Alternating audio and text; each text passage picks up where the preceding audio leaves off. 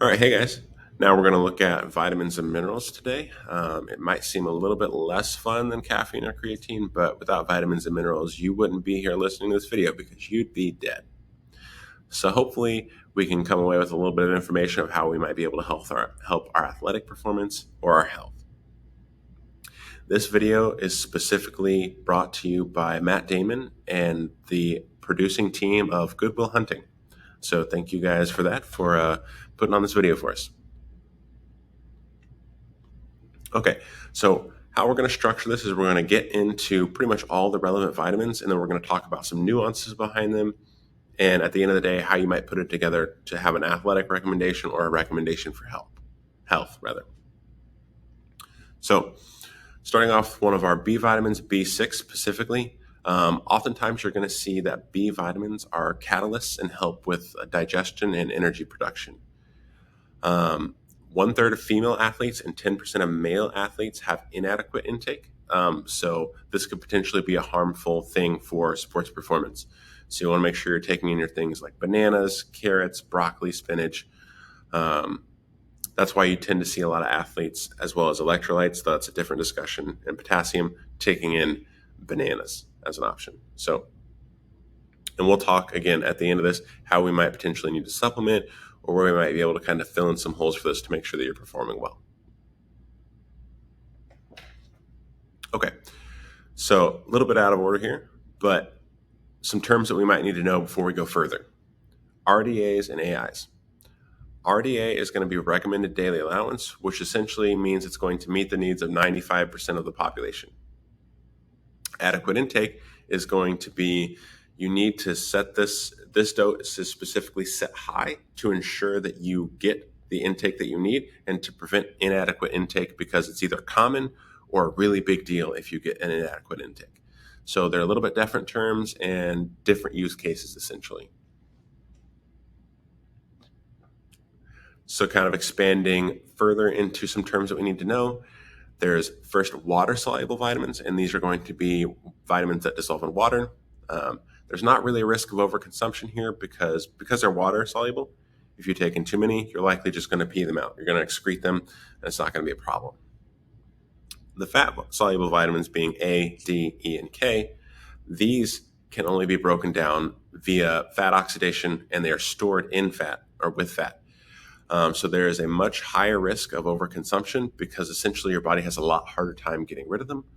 And that can start to cause, there's a lot of problems specifically with each individual vitamin. We'll kind of get into that a little bit. But a key sign that you're overconsuming fat-soluble vitamins is your skin might start to turn yellow, specifically from A and E. Okay, jumping back into our vitamins a little bit, another B complex vitamin, so B1 or thiamine. Weight-sensitive athletes specifically are going to be at a risk for deficiency for this because oftentimes the foods that you would get this from are foods that are really commonly cut out. So think breads, enriched cereals, all the super delicious stuff. Those tend to get cut when you're trying to drop weight rapidly or stay really, really light. Not necessarily saying that's correct, but it's common.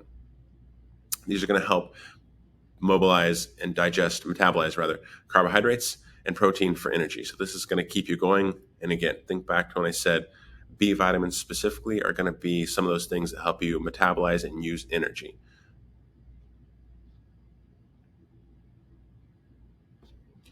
Oh, that's also a vitamin that there's not a lot of evidence that superlative supplementation of it increases performance, which would make sense. You're probably just going to pee it out as we talk about.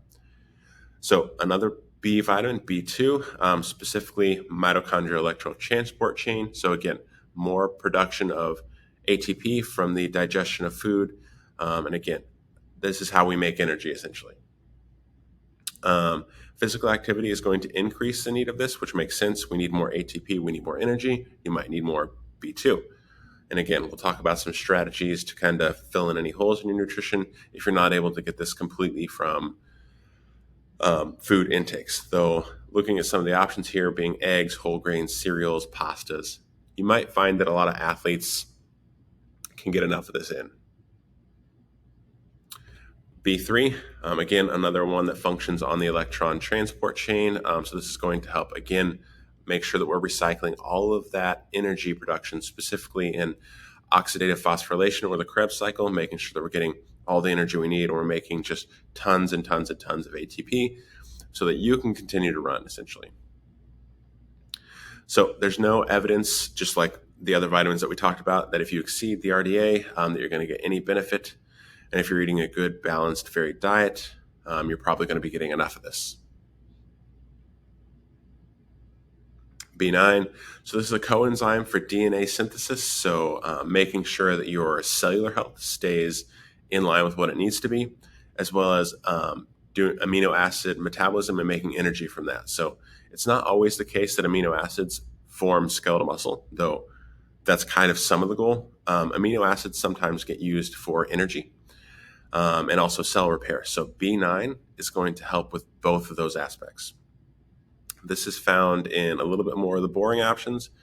I'll be the first to say it. Leafy greens are just not as fun as some other foods, but they're helpful if you get them in. There is some fortified cereals that do really good at this. So if you are someone that doesn't like as much leafy greens, you can kind of fix that a little bit, but having a varied diet is likely going to be best. Active men specifically have adequate intakes, but women likely do not, at least as the literature that we have currently. And this is likely from caloric intake and nutritional choices. I have absolutely no evidence on this, but I know personally from my experience, I might be on my third bowl of cereal where my wife is having something that might be a little bit more healthy that might not have as much B9 in it. So she's making a responsible choice, and I'm accidentally getting in a lot more B9. So basically what I'm saying here is you should probably be eating more cereal. Or am I saying that? Wink, wink. Am I sponsored by Big Cereal? I would also take that sponsorship. Okay, another B complex vitamin, B12, specifically yet another one that has no evidence of performance benefits, especially if you take in too much. This is a really easy one to get in the amount that you need because most of us are eating meats, eggs, and dairy, though vegans and vegetarians might have a harder time and might need to take in a little bit more. Might be at risk for deficiency. So kind of wrapping up B vitamins here. So B5, this is going to be another one that helps with Krebs cycle. Hopefully you're kind of getting that vibe from the B vitamins at this point. And then biotin, specifically helping with amino acid and carbohydrate metabolism. These B vitamins help with energy production and cellular health. If you forget everything else about B vitamins, both these you're going to get a good amount of them from animal products, eggs, but also green leafy vegetables. If you're ever not sure if you're going to get enough of your vitamins and minerals, throw in some green leafy vegetables, and you're probably going to be knocking a lot of them out of the park. It's a chore that your body will love you for. And don't even get at me here with you say that like, well, actually, this vegetable is delicious. No, stop. Vegetable is either a chore, or you're dipping it in cheese like Newman from Seinfeld. I'm not here to cheese shame. I'm probably one of those people that's doing it, but like, let's be honest. Cereal is much more tasty than spinach. If you disagree, you can get at me in the comments and we'll fight it out.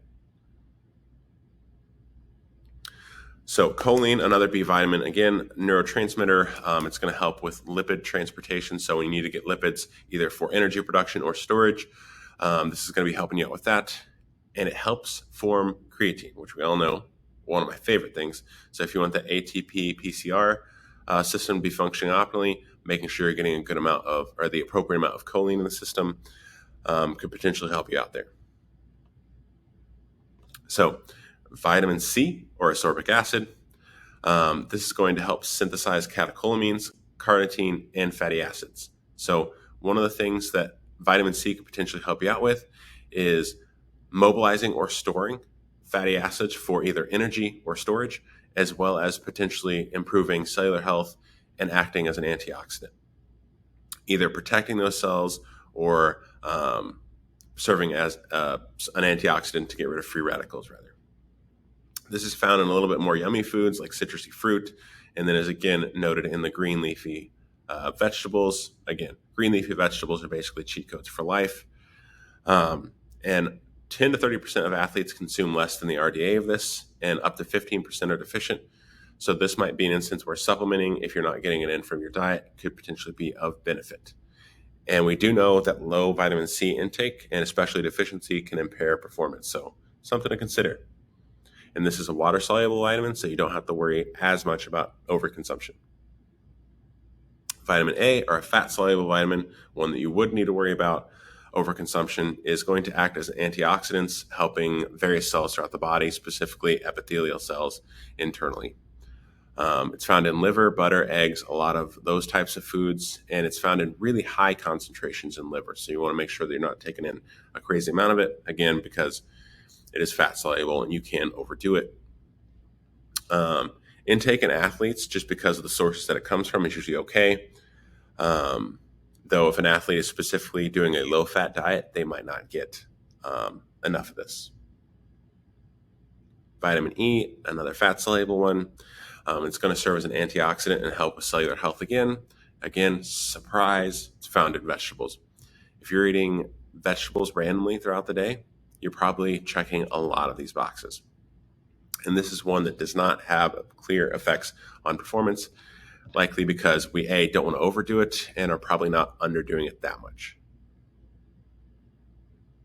We are underdoing it a little bit, especially if you're an athlete, but most of the time when we're looking at athletic dosages for things, you're thinking above and beyond. And that's where you're not seeing any performance benefits and probably a risk with this. Vitamin D, another fat-soluble one. This is really, really important for calcium and bone health. It kind of pairs with calcium to help with osteoblast activity and increasing that bone health. So if someone has osteoporosis, vitamin D and calcium are going to be their best friends. Also, you're probably not getting enough vitamin D. It's a very, very common one that gets underdosed. However, because it is fat-soluble and you can't overdo it, don't just go willy-nilly jumping on the vitamin D supplementation train and accidentally getting too much. Step one is eating a varied diet, but we'll talk about that a little bit later. Get some sun, get a varied diet, and you might be doing really well on vitamin D. And again, you want to make sure you're not doing excessive amounts on this. And vitamin D does have performance indications to it. But again, if you are curious about vitamin D, they can do blood work to test to see what your levels are essentially. Oh, and this, I kind of foreshadowed this a little bit, but there is that performance benefit to it. So strength, function, recovery, and some degree of athletes, up to a large degree of athletes, are deficient. So some really common lacking vitamins and minerals. Up to 70% of athletes deficient in vitamin D, 60% for vitamin E, 50% for magnesium. Magnesium can be a particular problem if you're doing the keto diet, just because of its sources. Calcium, vitamin A, vitamin C, up to 30% people not getting enough of these. And some amount of people are over-consuming niacin, zinc, and folate. So how can we fix this? One of the ways we can fix this is ensure that we're eating a varied diet. And then another way that we can potentially fix this, if you are diagnosed as deficient in this, is potentially supplementing with it. But again, that's something you're going to be talking with a registered dietitian about, and potentially getting blood work and all these tests done to make sure that you're on the right track. Because you don't want to just start willy-nilly adding in supplements on this regard, especially with fat-soluble vitamins. Almost always, in terms of performance deficits associated with vitamins, is due to being deficient in the vitamin. Meaning, if you're taking a little bit of creatine, you're taking a lot more, you're probably going to get a performance jump with it. With vitamins, going above how much you're supposed to have almost always does nothing and can be harmful. If you are deficient in these vitamins, though, that's where actual performance benefits can occur.